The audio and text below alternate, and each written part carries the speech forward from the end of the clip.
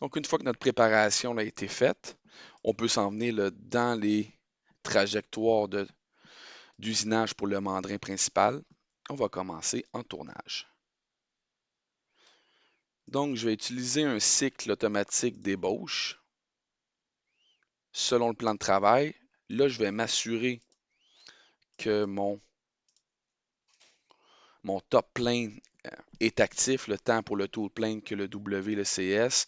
Donc, assurez-vous là, qu'en Mastercam, le profil de révolution soit sur le plan XY. On va prendre une chaîne partielle, donc de cette ligne-ci, jusqu'à la fin de la dent. On va s'arranger pour avoir une distance qui va dépasser la dent, mais sans rentrer dans l'interférence avec le mandrin. Je vais prendre le 0,9, le 0,9. On doit s'assurer que on aille bien sous l'Axis Combination, le left upper. On va s'en faire un nouveau, New Toolpath, sur le late upper left. On va venir prendre le premier point sur le centre ici, donc à 0,0. Je vais m'assurer, moi, de générer un G54 par un Work Offset Number en mode manuel d'une valeur de 0. On va limiter la broche à 3500 tours par minute, une vitesse de coupe à 650 pieds par minute. On peut le laisser ici à 12 millièmes sans problème. Can it rough. On va se donner une clairance de 50 millièmes sur le diamètre. On va se laisser un 8 de plus parce que la scie nous donne un peu plus de matière. On va se donner un 50 millième de retrait et on devrait voir approximativement là, la sortie du cycle. Je pourrais demander extend contour to stock. Là, donc, on devrait voir ici que le X du point de départ de coupe va changer en fonction de la valeur du brut qui est à 6 pouces. Donc, le 6.1, c'est juste qu'il y a 2 fois la clairance sur le rayon de 50 millièmes pour le ramener en diamètre. Une fois que c'est fait, on peut réaliser ce dit trajet. Je pourrais, comme désirer, le sortir de la forme, Adjust Contour End. Je pourrais demander aussi, avec la troisième option, qui machine toute la surface. Donc, être en mesure de régénérer. Et à cause que j'ai une plaquette à 55 degrés, on va faire en sorte que je vais dresser par chariotage. Comme surépaisseur pièce, donc ne pas oublier la surépaisseur qu'on va vouloir avoir. Donc juste un 5 millième en Z et on va se laisser un 30 millième en X. Donc le rayon de bec de la plaquette. Je pourrais jouer avec des lead-in, lead-out. Avoir une petite extension ici de 50 millième pour venir jouer ici avec notre profil. Donc il va toujours moi, me rester une petite forme ici en lien là, avec le centre de la pièce. Donc je vais m'arranger, pas lui, dans lead-in, lead-out, add line. Donc on va demander 0.05, un angle de 270. On va essayer ça pour aller un petit peu plus bas. Est-ce que je l'ai mis dans le lead-in ou lead-out?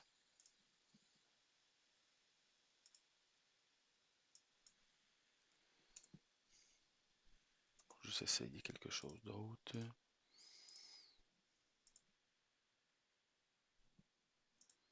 Non. Pom, pom, pom. Je vais y faire un petit face.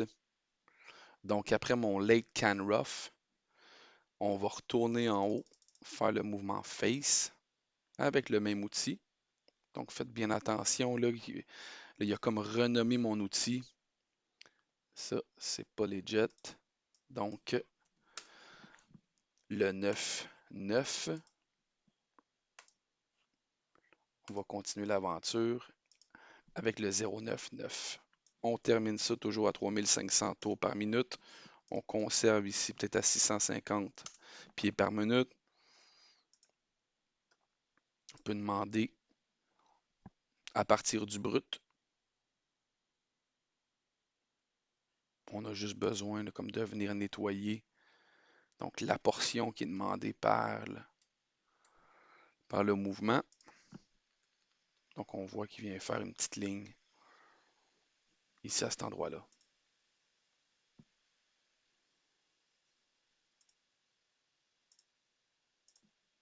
Donc voici les différents trajets. L'ébauche avec le facing.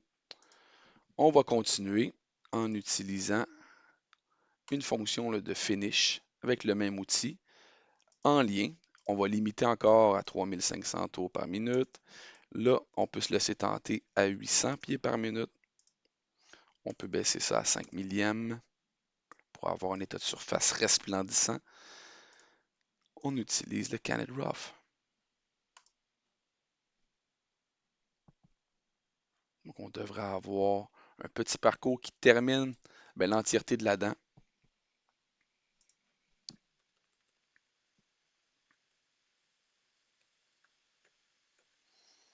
Et voilà.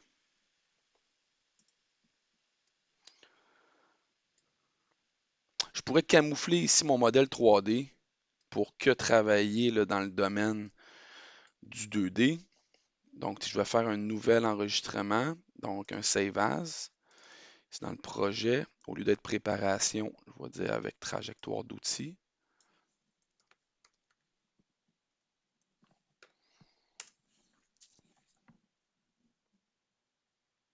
On va utiliser une fonction drill. On va prendre la 077, 650, 3500. Donc, toujours du colon. Donc, la profondeur, moi j'ai un brut d'un pouce et demi, donc moins 1,5. Je peux demander comme un drill tip compensation et un 125 millièmes de plus. On commence avec 0 à Z0. On va demander une clairance relative au point d'approche d'un quart et un petit retract de 100 millièmes. Regardons ce que ça va dire. Avec le backplot, on voit l'outil 3 quarts, on rentre dans le trou et c'est fini. On peut voir maintenant qu'on a la matière qui est en lien avec le brut, puis la géométrie de la pièce ici. Je vais me laisser tenter par un rough, single. Je vais juste prendre ma ligne ici, donc vers là.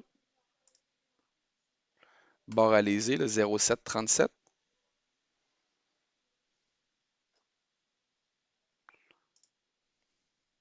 On est à l'intérieur. Adjust Contour N, là, donc il voit qu'il est à 0,65, ce qui est fort sympathique à notre cause. On va se laisser un petit 5 millièmes, un 30 millièmes de surépaisseur. Ici, je pourrais peut-être le laisser, disons que je vais volontairement me laisser, moi, 60 millièmes. On va laisser le 0 en Z parce qu'on veut traverser la pièce. Donc ici, moi, à cause que j'ai une barre, un outil en fait, qui est une drill, mais que je vais machiner là, avec la plaquette extérieure, je vais réduire moi volontairement mon retrait pour que la portion non coupante de l'outil ne frotte pas sur la géométrie euh, extérieure. Là. Donc, il faut imaginer que la barre à léser va être ici là, à l'intérieur, mais que j'ai une portion moi, non coupante qui peut toucher sur l'autre cadran de révolution de la pièce. Adjust Contour End, je pourrais demander de machiner au grand complet. Là, ici, par contre, en utilisant ce mode-là, il change la valeur du X. Donc, quand que je viens jouer avec que la première des variables, il faut que je m'assure ici que je vais avoir une distance de 0,65 ou 3 quarts. Donc, ici, mon clairance, je devrais être à 0. Donc, la Adjust Contour, moi, j'ai peut-être pas le choix de continuer. pour avoir un 0.75 pour le lead out. Donc, je vais demander un pouce, voir comment il va réagir à ça. Et je peux rentrer et finaliser toute la, toute la barre alizée en ébauche pour me laisser comme 2 passes de 30 millièmes pour ma finition. Donc, je vais m'assurer que les numéros d'outils qui ont tendance à changer de manière automatique, je vais m'arranger pour être sûr et certain que ça reste 7 pour les différents outils. C'est une erreur commune qu'on peut observer. Peut-être que là, un pouce ici est un petit peu trop. Je vais changer dans mes lead-in, lead-out. Dans le lead-out, au lieu d'un pouce, 0.625. On va regarder ce que ça dit. Et donc, assez pour clairer potentiellement une erreur de découpe sur la scie pour finaliser mon trou.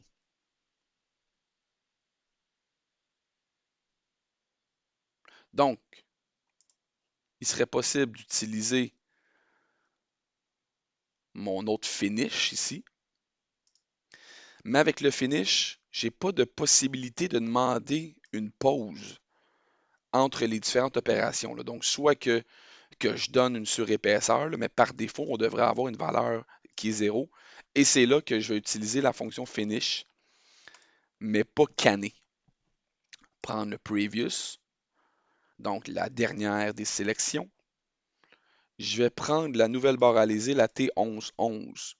Tool number 1111. On va limiter encore le RPM. Ici, je vais me rendre à 400 pieds par minute. Donc, c'est stock to leave, mais avec un step over de 30 millièmes sur 2 passes. Et je vais activer ici mon Tool Inspection.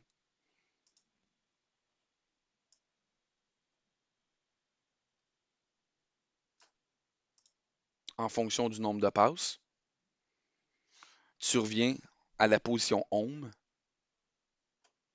ici. Donc, valider la dimension. Donc, de combien? On va revenir après.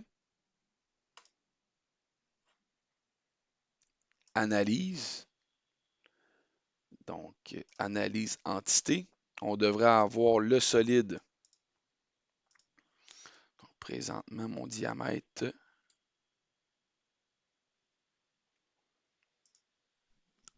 on est à une valeur de cette distance-là. Donc, on va faire distance donc, à partir du point ici de rotation à 0, 0. Donc, je devrais avoir un 682, le moins 30 millièmes, donc un 652, donc 652 fois 2. Donc, on ne va pas se tromper, 652 fois 2. On devrait avoir un pouce 304. On revient là, dans l'opération. Tool Inspection.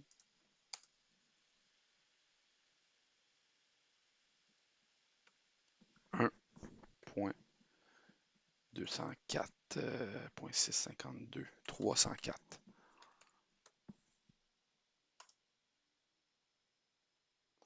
Je pourrais demander encore mon lead-in, lead-out. Extend. 0.625.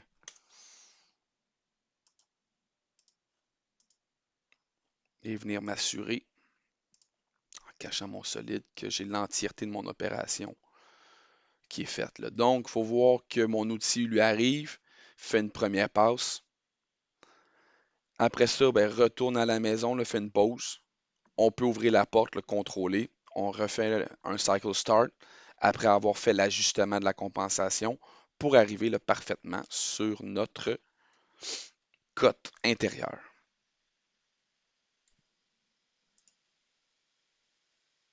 Donc, si maintenant on fait un verify de tout ça, on devrait voir nos opérations et avoir terminé la plupart des portions de tournage sur notre pièce. Il va nous rester à faire la gravure ici, faire une sauvegarde et par la suite, venir récupérer sur le mailing. J'aime beaucoup la fonction contour. Avant ça, par contre, là, je vais m'assurer de reprendre comme tool plane mon texte MS ici pour que mon vecteur outil soit orienté là, vers l'extérieur de la pièce. Ici, je vais prendre le construction plane et prendre plein de guides. Oups, on va tout canceller. Chaîne méthode, chain.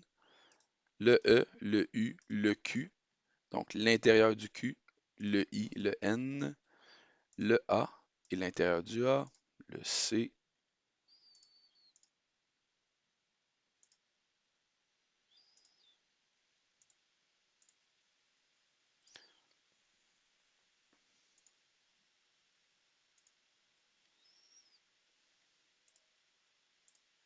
On vient tout prendre les chaînes une à une, lentement mais sûrement. Donc on n'oublie rien en chemin. OK. Côté outils, je vais prendre mon outil numéro 1. On va tourner la 4500 tours par minute et avancer à peu près 12 pouces par minute. On force le Rapid Retract. Côté Cut Parameters, on enlève pour que l'outil passe sur le profil de forme.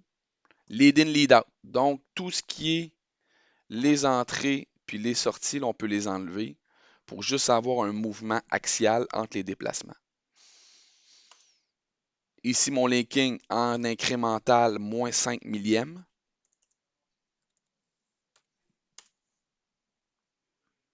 Le stock, lui, est à 0. Feed plane incrémental. Pour le retract à 0.25. Mais côté clairance, je vais demander qu'au départ et à la fin, tu vas te rendre 1 pouce devant la pièce. Là. Donc, on est sûr et certain que l'outil, puis lors de son approche, avec une combinaison d'approche et de rotation, ne va pas rentrer en interférence avec l'épaulement ici qu'on a sur notre pièce, avant de rentrer comme au bon niveau d'usinage. Côté plane,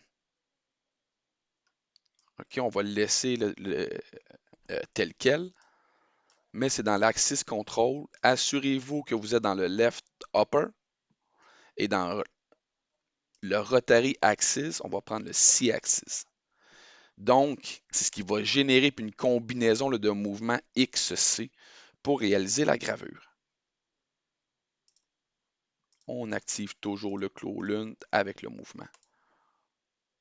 Et donc, on devrait avoir une approche comme celle-ci, qui est très grande, mais par la suite, avoir des dégagements sécuritaires entre les différentes portions d'usinage.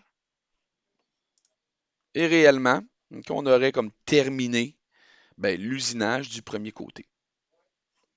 Sauvegarde s'impose. Donc, nous sommes rendus présentement à évaluer le deuxième toolpath group qui va être en fait d'effectuer le transfert du mandrin principal vers le mandrin secondaire. Donc, je prends toujours comme habitude, moi, de créer un nouveau toolpath group. Là. Donc, c'est sur le machine group que j'ai appelé le mini sprocket. On va se faire un nouveau toolpath group que j'appelle Poco. Pour le pull-off, cut-off, donc la fonction là, la plus avancée du part handling. Pour le projet numéro 2, on a juste besoin d'effectuer la fonction du stock transfer. Donc, assurez-vous de décocher le transfer géométrie. Donc, on n'aura pas besoin à cause qu'on l'a dupliqué, nous, volontairement. Je vais venir sélectionner comme une position Z d'un point, donc le 0, 0 en théorie ici. Et théoriquement, on devrait avoir un 16 pouces sur la position transférée de la même géométrie. Donc, c'est important de comprendre, on doit avoir une géométrie similaire entre le premier montage et le deuxième montage. Z coordinate of a point. Et c'est là que quand vous faites la transformation et la copie, lui en fait, select, mandrin secondaire, 16 pouces. Donc quand on utilise la fonction le select ici, c'est toujours un petit peu compliqué pour gérer là, les diamètres. Là. Donc, la position du subspindle initialement est ici, donc le bout. Mais il oublie de faire ou de prendre le diamètre. Donc, tu right-click et on sélectionne le diamètre d'un arc, 1.875. Comme position de contact, ou en fait là, de réception, on va venir prendre la même forme géométrique ici. Donc, moins 3, 8, 8, 4. Et donc, on va se laisser comme une petite marge de manœuvre de 7, 10. Right-click, le D pour venir prendre le diamètre d'un arc ici.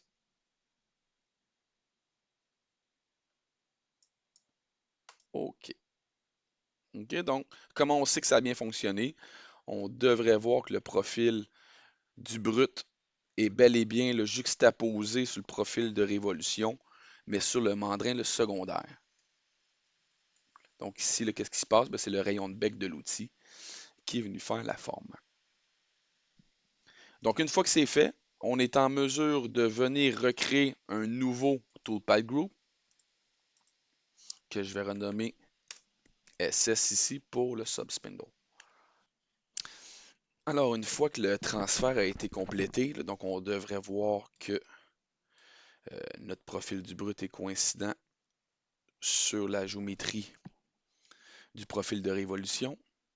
Donc là, on devrait avoir quelques particularités sur... Oh, pardon que je revienne en 3D comme il faut. Parfait. Sur la fonction d'ébauche et de finition pour le deuxième montage. Donc, on va se créer un nouveau toolpath group par un clic de droit là, sur le machine group, new toolpath group, SS pour subspindle, et je vais prendre la fonction rough.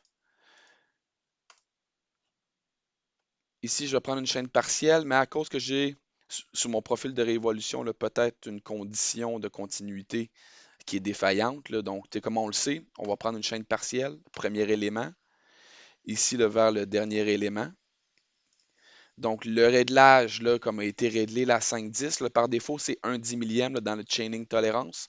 Donc, ce serait peut-être à vous quand il voit qu'il y a une, on dit que je le remets ici à 1 millième et que je recommence là, potentiellement en renversant la condition hop, vers mon dernier élément, et puis il va dire, oh, il voit qu'il n'y a pas de continuité.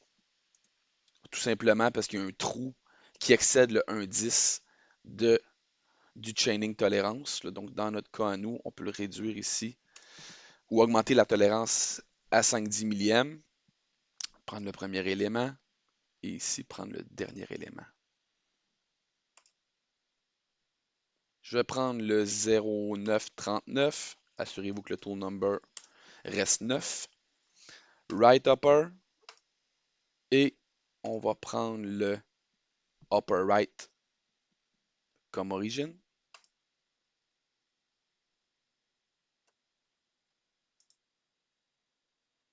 Une clairance. Donc là, c'est bien important que même si on clique sur Extend Contour to Stock, là, on va avoir là, quelques informations qui vont manquer.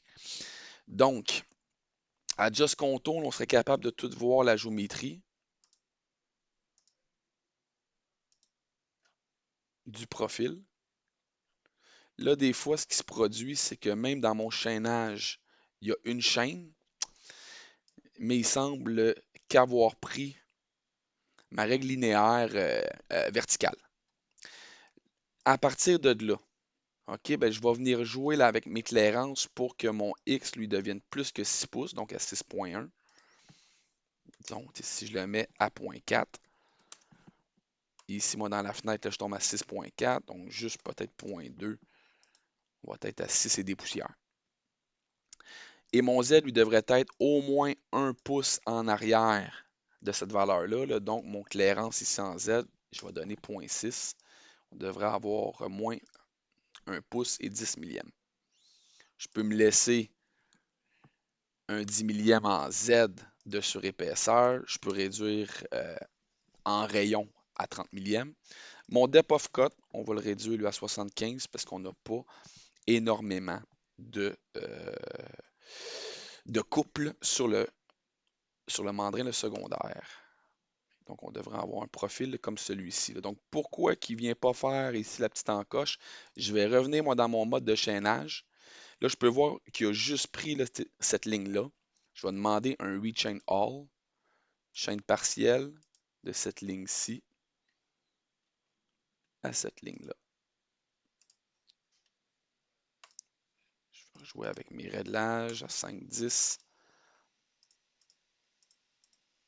Juste m'assurer qu'il a suivi. Premier élément, dernier élément. Et là, comme on voit la chaîne complète, potentiellement, là, maintenant, on va avoir un plus beau profil pour mon ébauche. Pour ma finition maintenant, au lieu de passer par le même cycle qui part lui d'en haut le vers en bas et qui devrait lui remonter pour faire la finition, je vais y aller moi directement en mode le finish comme celui-ci. Chaîne soit la précédente.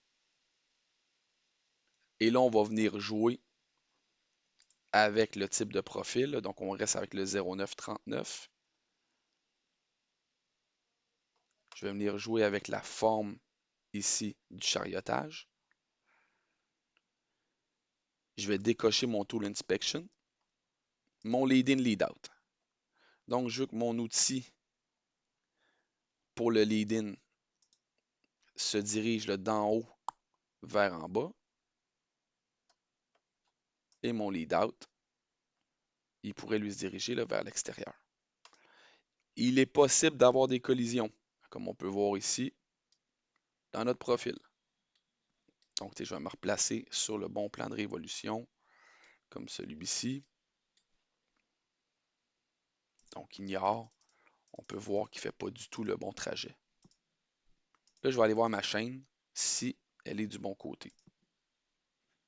On voit qu'il a encore pris la mauvaise chaîne. Rechain All. Ici, on va modifier le 1-10 pour le 5-10. Chaîne partielle vers le haut, comme celui-ci.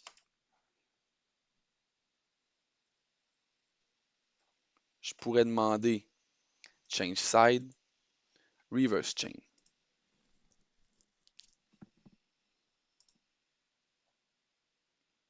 Donc là, qu'est-ce qui s'est passé? C'est qu'il veut partir d'en haut pour descendre vers en bas avec ses deux passes de finition. Il avait été demandé. Il était là ici, moi je pourrais demander une extension de la sortie pour aller un petit peu plus bas, là, donc être sûr de casser la baveur. Et potentiellement ici aussi, là, demander un autre mouvement pour le finaliser. Donc je vais rentrer dans mes paramètres. Une seule passe.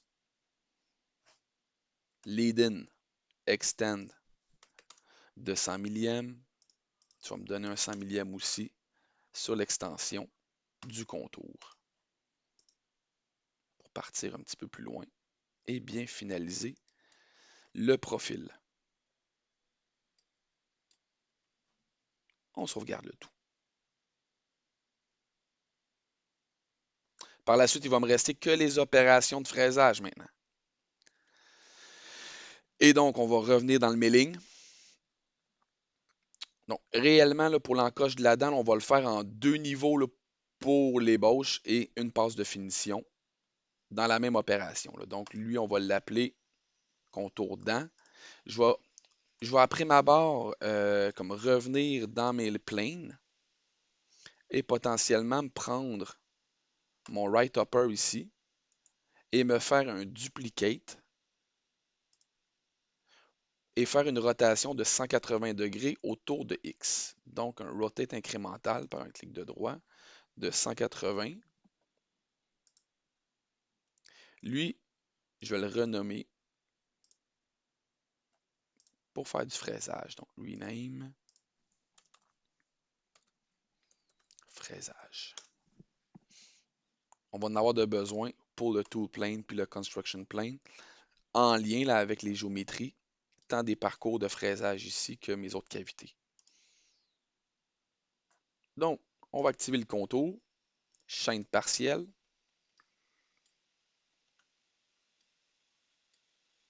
Donc, on va prendre cette géométrie-ci, renverser la direction vers notre... Ah oui, je ne suis pas dans C-plane, je devrais être en 3D. Donc, chaîne partielle, renverser la direction et trouver mon élément ici. Très bien. Tool, on va prendre la fraise d'un quart à 4500. On devrait être bon là à 25 pouces par minute.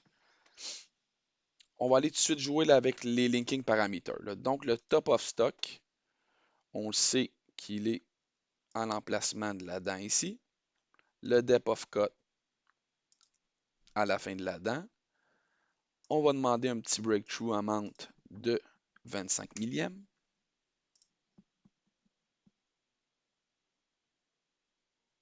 On va aller jouer par la suite avec lead in, lead out. Ça serait sympathique à notre cause.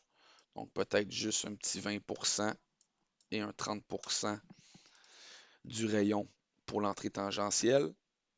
Et je pourrais demander comme un ajustement sur la fin, puis le début, là, pour éviter que mon entrée tangentielle soit complètement sur le bout et la sortie du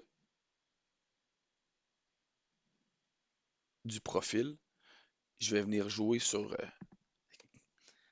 quelques millièmes à l'entrée et à ma sortie. Axis Control, assurez-vous de venir prendre le right upper pour les travailler. Et là, on va faire la sélection du Y-axis. Coolant, on va revenir comme à la toute fin, s'assurer qu'on active les M8 au bon endroit. Donc, pas besoin d'autre chose, autre que pour le tool plane, là, définir un plan où le Z est sortant pour notre géométrie. Donc, présentement, qu'est-ce que je peux observer? C'est que j'ai juste une passe et il semble être du mauvais côté. Donc, ma compensation, je vais revenir dans code paramètre. Au lieu d'être à off, on va prendre computer. Il ne va pas lui générer un G41. Je pourrais me laisser tenter le par where pour voir que mon sous-programme il va me laisser un G41. Contour 3D, moi, ça ne me dérange pas là-dessus. Sur le depth of cut, on va y en demander pour le max rough step. On va calculer, là, dans le fond, comme les valeurs là, du top. Donc, on pourrait y aller en incrémental, faire une sortie, voir c'est quoi la profondeur relative de cette forme-là. Donc, j'ai 28 millièmes, près de 200 millièmes. Donc, dans Depth of Cut, on va y aller à 0.135. Multipasse, on va y donner une seule passe ici, mais avec un 15 millième de passe de finition au dernier niveau. Final Depth. On va regarder ce que ça dit. OK, donc on devrait avoir un profil comme celui-ci. Okay, avec les deux passes d'ébauche. Donc la première qui est en plein milieu. Donc si on ne veut pas avoir le mouvement 3D là, comme celle-ci, il serait possible potentiellement de le ramener en 2D pour le forcer à avoir une projection. Là, ici, j'ai des multiples passes, donc potentiellement qui va me donner encore des informations que j'ai pas besoin.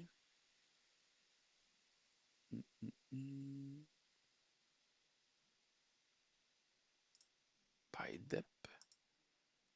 Je devrais pas avoir d'autre chose que ça.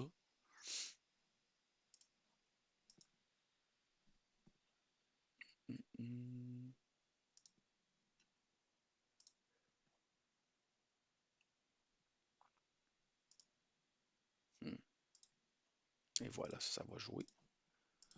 Ça devrait jouer comme il faut. Là. Donc, on s'assure qu'on défonce le morceau, mais sans non plus trop machiner là, dans les airs là, pour rien. Peut-être que je vais augmenter mon entrepasse ici. Donc, venir jouer un peu avec mon top. Lui donner un 50 millième pour le décaler. Avoir ma première passe qui est le plus proche possible du centre de ma dent. Donc, ici, j'ai mon premier parcours. Donc, tant qu'à être en mode fraisage, là, je pourrais vraiment me laisser tenter par plusieurs contours maintenant. En 3D, prendre celle-ci, prendre celle-là, prendre celle-ci. Cut parameter, je pourrais y aller en ramp. Disons, avec un angle de 3 degrés. On n'a pas de depth of cut, un seul lead-in, un breakthrough, pas de multipasse. Là. Donc, on va faire comme directement la passe de finition. C'est les mêmes depths. Donc, à moins pour le trou ici, je peux y en donner un petit peu plus. Donc, en fait, le réduire à 220. On vient encore de s'assurer Axis Control Right Upper, Rotary Axis, Y Axis. Donc, n'oubliez pas de jouer avec le sens quel côté. Donc, ici, je pourrais venir jouer avec pour avoir mes chaînes dans la bonne orientation. Donc, remarquez ici, là, tu es dans le change side. Je vais modifier maintenant la chaîne numéro 2 pour faire un reverse chain. Et il va me permettre là, de remachiner là, par l'intérieur.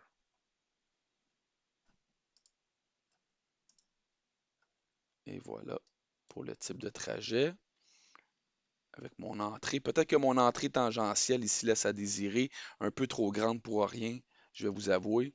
Donc, dans lead in, lead out, je vais aller jouer avec cette valeur-là qui est un petit peu trop élevée. Donc, disons un arc de 10, 25 millième, une longueur aussi de 10 que je vais propager à la famille.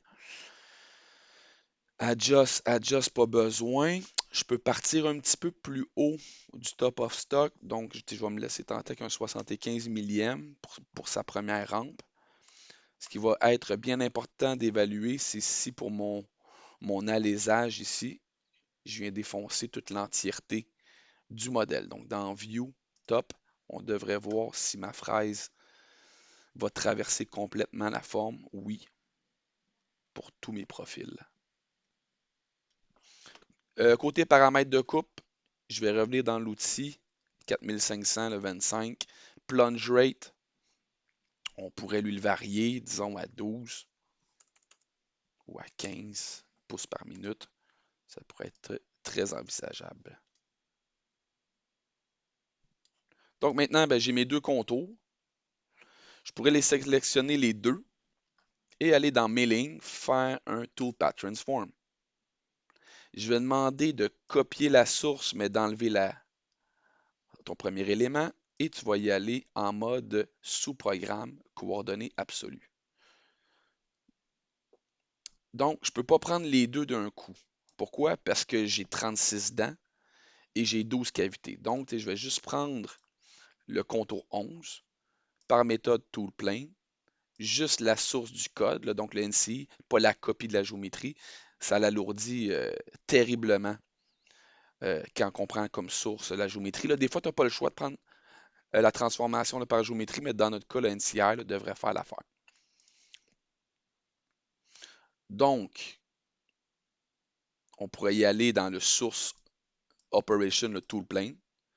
Nous, on va en avoir besoin de 36.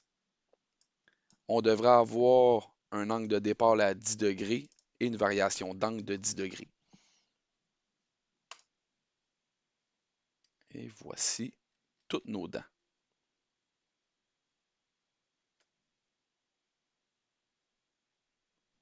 Je vais récupérer mon contour 12 qui contient les trois opérations. Tool Path Transform, Tool Plane, NCI, Rotate, contour. Au lieu d'être 36, on va tomber à 12. Donc 360 qu'on divise par 12 comme angle de départ. Et on retrouve le même décalage de 30 degrés entre les décalages. Boum. Donc si on présente maintenant le modèle 3D, on devrait voir que les positions des trajets sont au bon endroit. On sauvegarde le tout.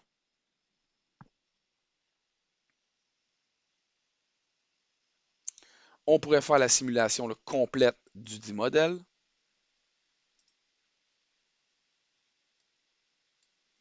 Avec les opérations. Ça va quand même assez rapidement, là, vous me direz. C'est normal qu'il reste des petits chunks de matière ici. Et donc, on a tout notre modèle. On défonce tous les trous aussi. On devrait avoir aussi la gravure personnalisée. Technique de génie mécanique. Ça, c'est à votre libre créativité, votre gravure. Une fois que c'est fait, aussi simple que right-click ou G1, NC File.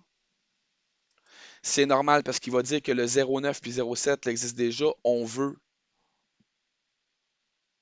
générer un tool change pareil. Donc lui, je vais l'appeler le mini sprocket, le trajectoire.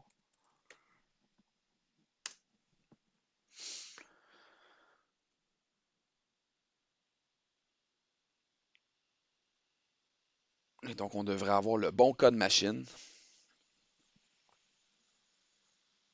qui va être généré et on va pouvoir le tester sur la machine Vericote.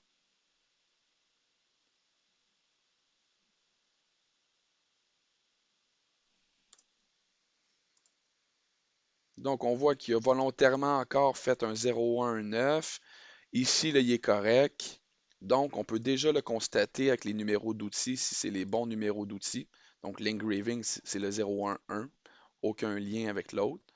Donc, je vais m'arranger pour corriger ce que j'observe, ce que Mastercam m'a généré un peu comme problème du trajet. Là. Fait qu'ici, comme il m'a sorti un 099, mais je vais m'arranger pour que dans l'opération, être sûr que j'ai le 9, 9.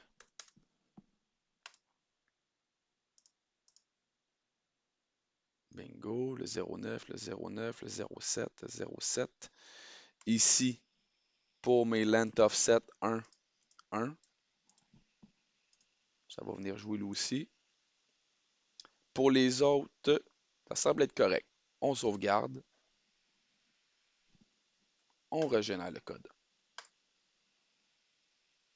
Post all, oui. Oui. Préparation, non. On va renommer le trajectoire.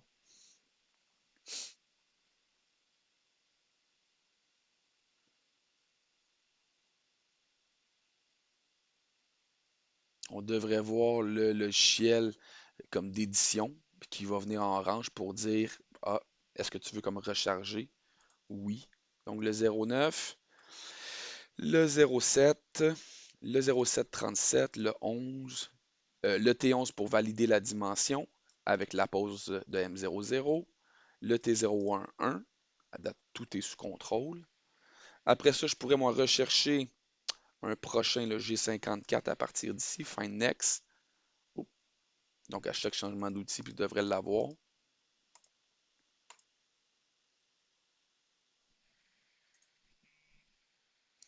Après ça, je devrais avoir un G55 de quelque part. Donc à partir d'ici, c'est ma routine de transfert à la bonne distance du B. Il retourne à l'origine de l'axe B, qui est l'axe de la colonne du mandrin secondaire. Après ça, on tombe en G55. Le 0939. Oh, ici mon N1000. On devrait avoir le 066. Donc, petite erreur encore, le généré de Mastercam. Mais au moins, on appelle les sous-programmes directement dans le bon interface. On corrige. Donc, mon outil ici, tool number 6, offset 6, oui pour tout le monde. Parfait. On régénère. Lui ici, on va s'assurer encore 666. Parfait. Je peux prendre ici mon deuxième montage, tout régénéré. On sauvegarde. On resélectionne tout le machine group. On régénère le code G. Oui. On réécrase trajectoire. Oui.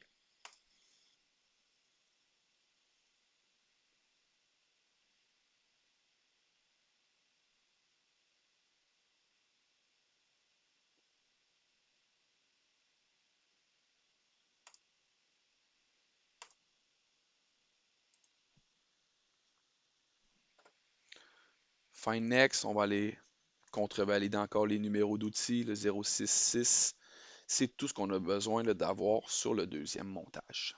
Je vais sauvegarder le tout. Donc, Save As. Donc, dans l'intranet, donc n'oubliez pas pour vous là, de récupérer le dossier et de faire les mêmes dossiers de sauvegarde que pour le projet 1. Donc, dans le projet devoir numéro 2, moi, je vais me rajouter un nouveau dossier code. Enregistrer. Et je vais pouvoir maintenant faire la simulation à l'intérieur de Vericut.